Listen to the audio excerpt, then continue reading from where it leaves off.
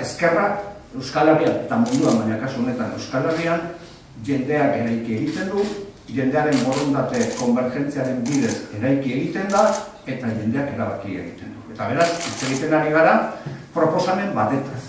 Baina proposamen horrek gure ustez bazun ondorio batzuk, bazituen ondorio batzuk, eta nik konbeniente ikusi nuen sortuko Konseillo Nazionalean erreflexio bat egitea.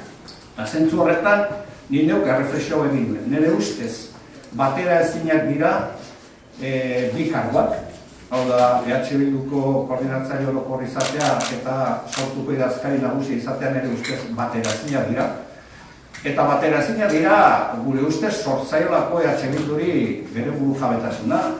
Eta nolabait ere, gainera, horrekin batera, gure ustez, karguak banatzea edo pilatzea ez da egokia. Eta hori, nik zentzu horretan, halako reflexio bat bultzatu egin nuen Konseillo Nazionalean, eta Konseillo Nazional horretan nire kargoa sortu den Konseillo Nazionalen pean utzi nuen, zenetan nire ustez